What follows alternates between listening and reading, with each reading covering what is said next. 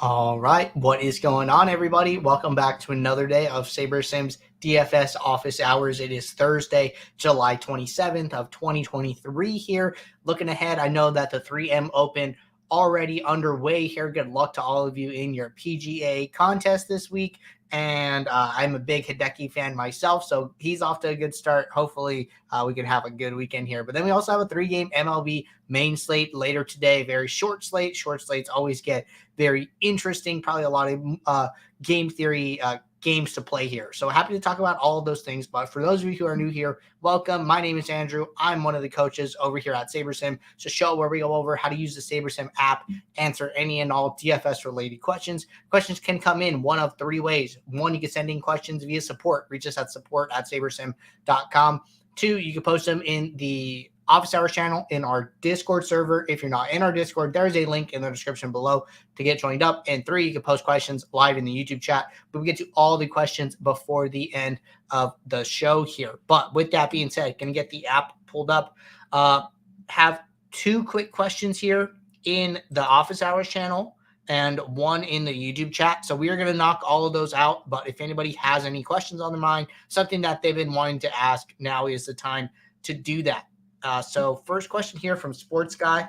I responded to him in the Discord, but if I confused anybody else, I did want to cover this here.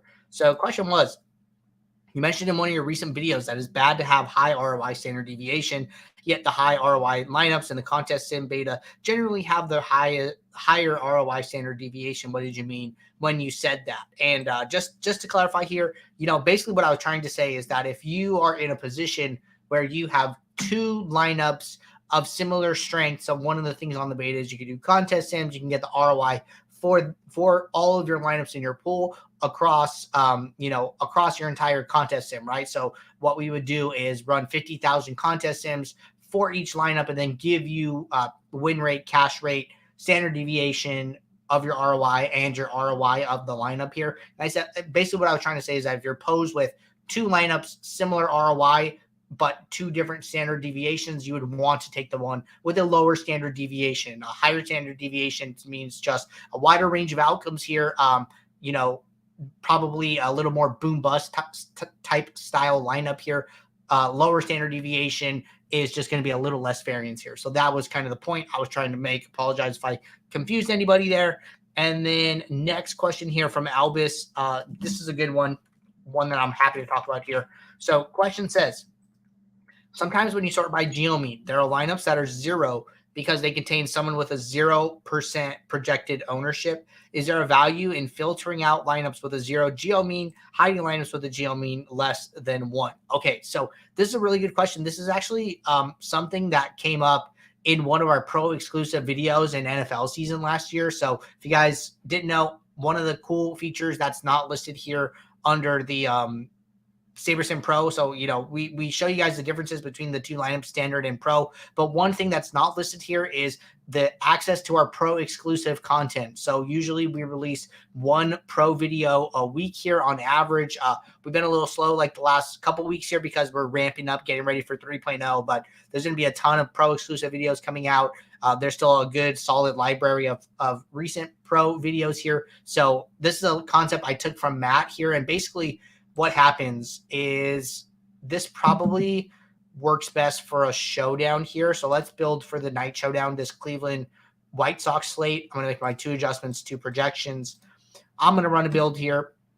We'll get into the post build and we'll start talking about it. But just to, refresh you guys. So geometric mean is basically a form of product ownership here. So what you're doing is you are taking the product ownership of the lineup and then you are taking it to the power of 1/6, which is the number of players in your lineup is technically 1/n, and just being the number of players in your lineup here. So if there was classic slate, you would use 10. If it was showdown, you would use 6, right? So it just kind of varies there. But basically that is just to make the number a little bit more usable. If you're doing like just regular product ownership, you're going to end up with this super small number that's like 0.000045 or something like that. Just many, many decimal places, right? But by doing the geometric mean, it's going to be a lot more usable number, a little user-friendly, right? So somebody actually wrote in today about to support about this, saying, hey, I can't see Geomean. I'm on the pro plan.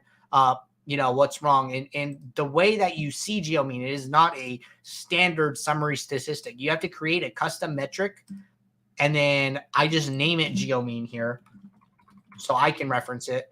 And then you do my own product Geomean, and you do value. So the value is going to actually give you the Geomean of each lineup by doing that process that we talked about, multiplying all the ownerships together, taking them to the power of 1 over n, and then presenting you with this Geomean value here, right? So question was, hey, there are players in my lineup. Let's do this Aaron Bummer one.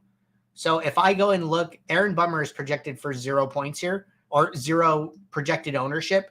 If I go and look at this lineup that has Aaron Bummer in it, because he has a ownership of 0, the Geomean of the lineup is also going to be 0, because any number times 0 is 0, right? So this doesn't really tell you what you want, right? What we're trying to do is use Geomean as a value to estimate how likely each lineup in our pool is to be duplicated here, and this is like kind of negating that effect, right? So we have all these other ownerships of all these other players, and then we have this 0 here.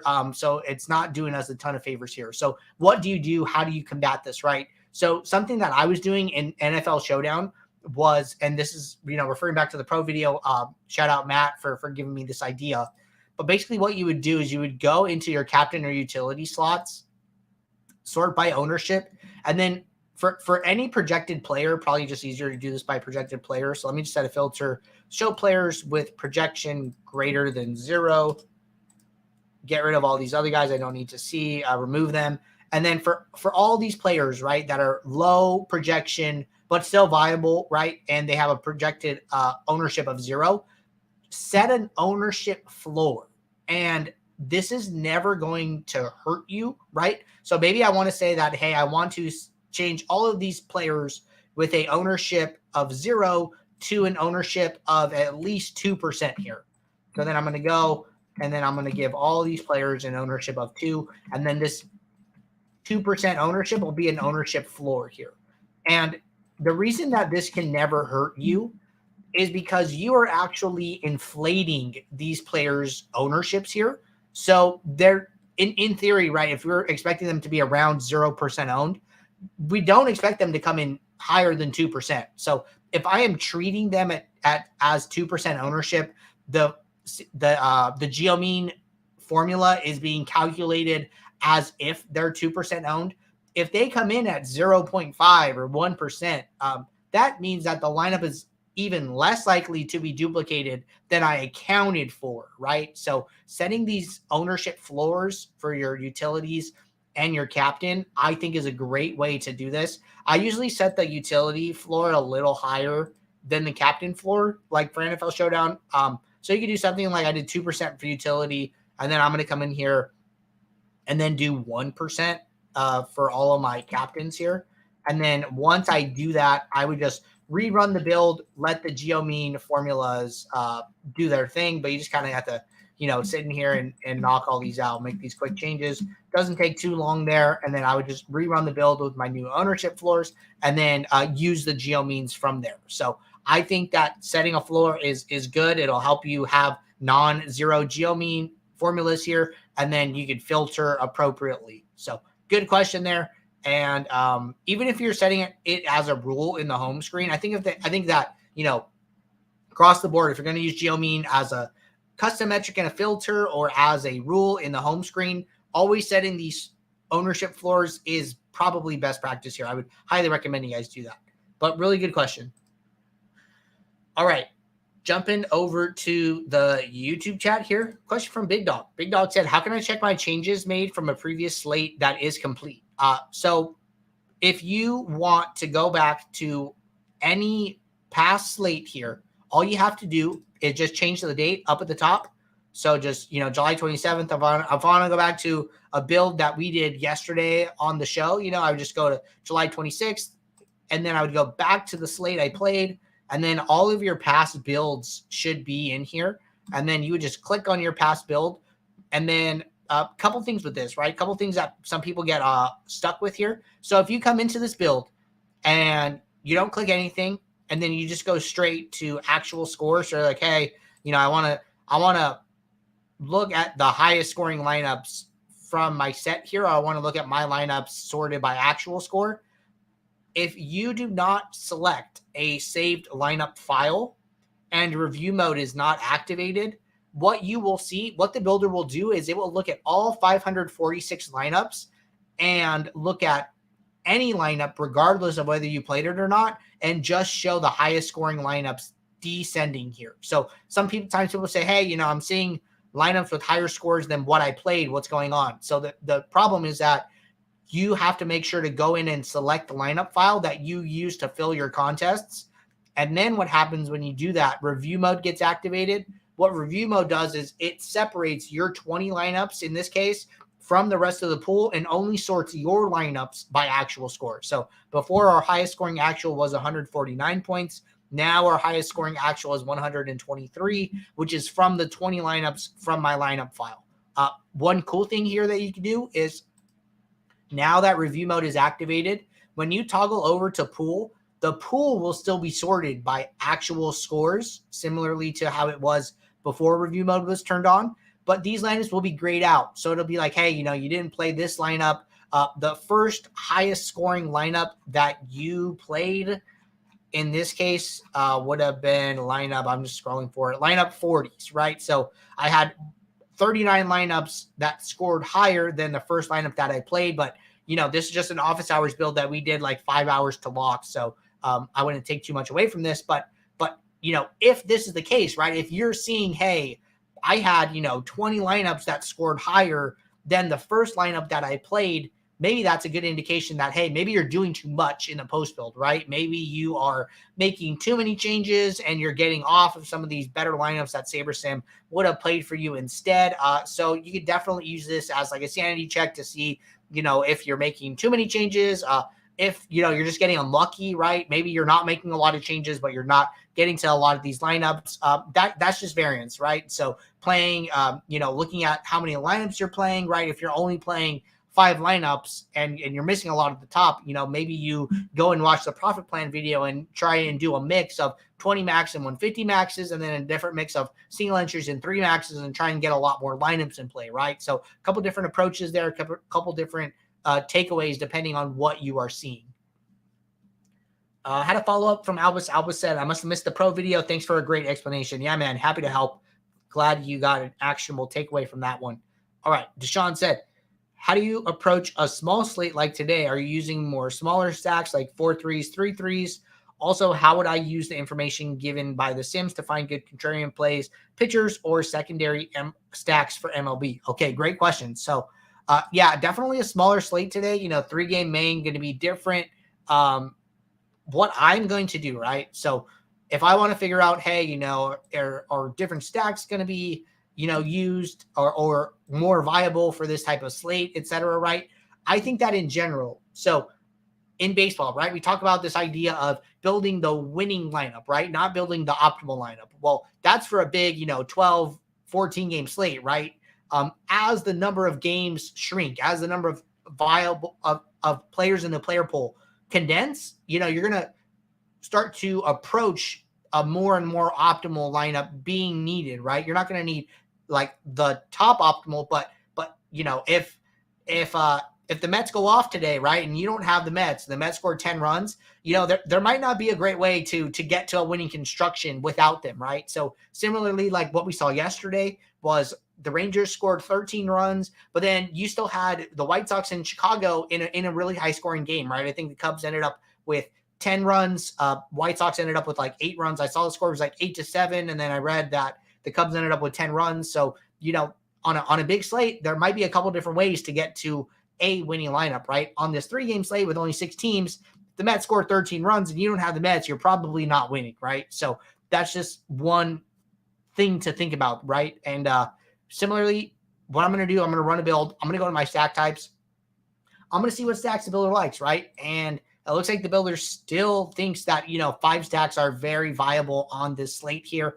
Usually we see like 5 2s, 5 3s, and 5 1s, but we're actually not seeing like 5 1 1 1s here as like the third highest pool exposed lineup here. We're actually seeing 4 threes here. So I'm okay playing any 4-stack, 4-stack, 5-stack here. My 3 stacks are still coming up so low as a primary stack, 1.5%, 1.3, probably like 2, 3, like 4% of the lineups in my pool total have a primary 3-stack. So not something I'm like actively looking to play here. But this is how I ask those questions. Like, hey, what stacks are viable for this slate? It's like, hey, let me go see what stacks are being built the most often, right? I think that's a great way to do it. And then second part was, how would I use the information given by the Sims to find good contrarian plays, pitchers, or secondary stacks for MLB? Great question here. So let's start with stacks, right? So I'm going to come into my team stacks tab. I'm going to look at all my stacks, right? So we're fading the chalk pretty aggressively here. I'm going to assume Chicago is chalky here because we have them in 57% of our pool, but SaberSim is aggressively fading them, playing them in only 15% of our lineups here, and then playing much more of a middle of the road stack pool exposure stack with the Mets here. So if I wanted to check that, right, what I could do, I could just come to the home screen. I'm going to go to team stacks. I'm going to sort by projected runs here.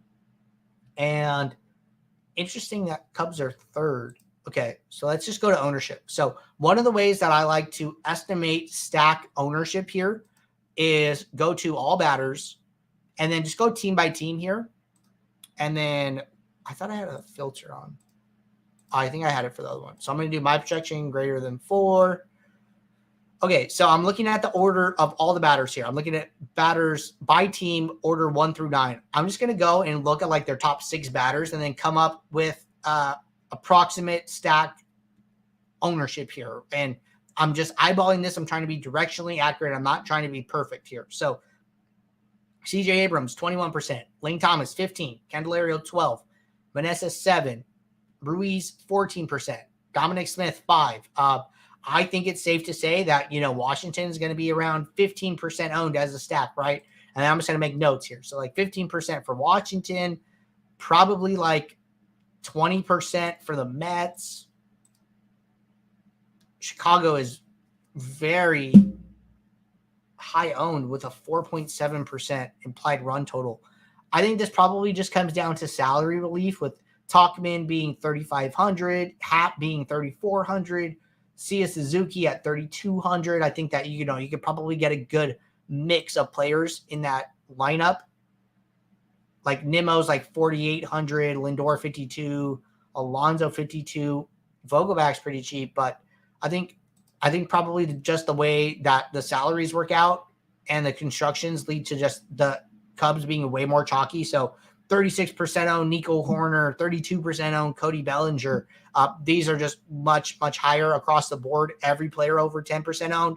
So I would say that, you could probably go 25% Cub stacks at least here, just a roundabout number. And then that's basically what I'm doing for every team, and then just making notes of that. And then I am using that as a reference in my post build, right? So kind of figured out that, hey, the Cubs are going to be really chalky on this slate for whatever reason.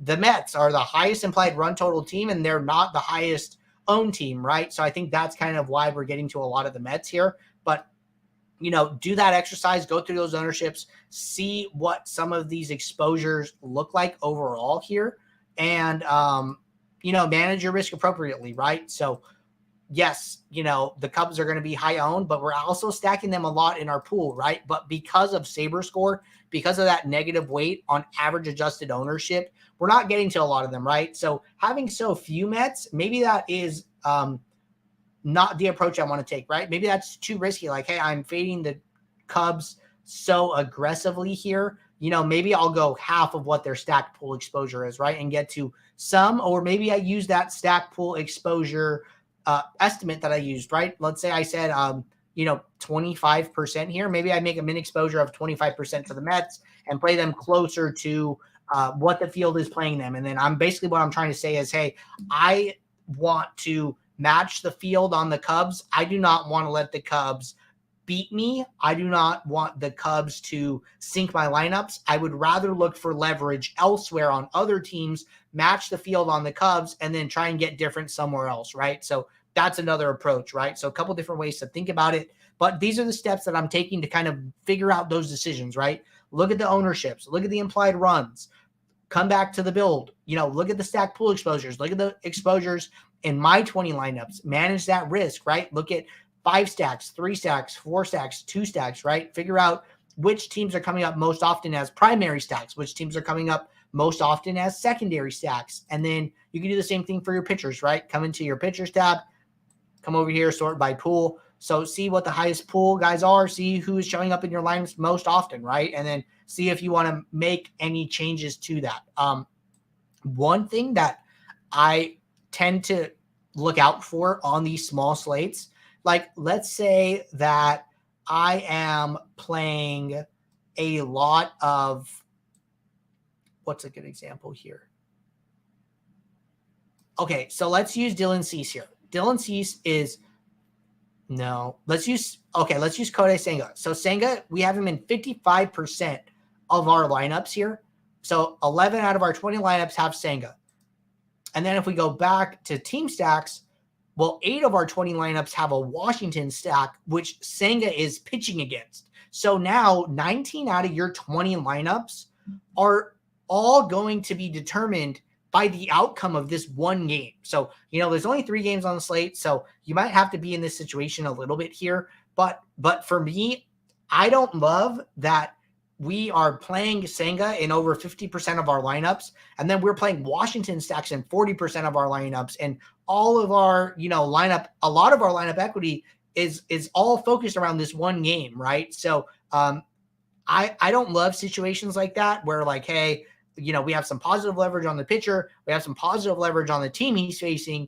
What if both teams just kind of have like a mediocre game, a middle of the road game, right? So I don't love having a lot of my lineups riding on a singular game from 2 different perspectives. I might try and manage my risk of both of those players, like Senga and the Nationals, a little bit here and try and get to some more spread out teams or game constructions here, right? So that's one thing to think about on these really small slates.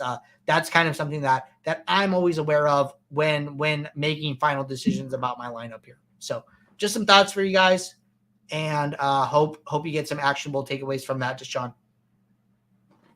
All right. We are all caught up with questions in the Office Hours channel and the YouTube chat at the moment. While we wait for any last questions to come in, just want to remind you guys, if you guys are not playing over on OwnersBox, highly recommend taking advantage of our partnership with OwnersBox. They are an up-and-coming DFS site here. We partnered with them at the beginning of the MLB season. We were the first major optimizer to support contests on OwnersBox. Great thing about them being a smaller up-and-coming site is that their contests overlay frequently. You can find contests where they are paying you to play. Your $5 entry becomes $6 by the time the contest starts because not enough people are entering. You can find reduced rate contests, no rate contests. The user base is generally going to be softer than what you're going to find on DraftKings, FanDuel, or Yahoo here. I can't express enough how important contest selection is in DFS in 2023 here. Another great thing is when you use promo code SABER or SaberSim when you sign up, 1, you can get up to a $500 deposit bonus, and 2, we will track your entry fees for you, and each time you hit one of our entry fee tiers here, you will earn a free month of SaberSim. And when you earn that free month, we will reach out to you, let you know you have earned that free month. You can cash in on that month right away, or you can wait for the next price tier and cash in on that tier. Once you cash in, we will automatically reset your tracking to 0, and there is no limit on the amount of free months you can earn while this promotion lasts. So highly recommend taking advantage of it. But all right, everybody. Looks like we are going to call it a day there. Reminder for you guys, no show tomorrow. I will be back on Monday here. So if you guys are building lineups from, now through the weekend, question pops in your head, drop it in the Office Hours channel. Let it sit there until Monday. That gives us a steady queue of questions to get started with for our next show. But until then, take care. Good luck in all your guys' contests. I will see you all. Thanks. Bye.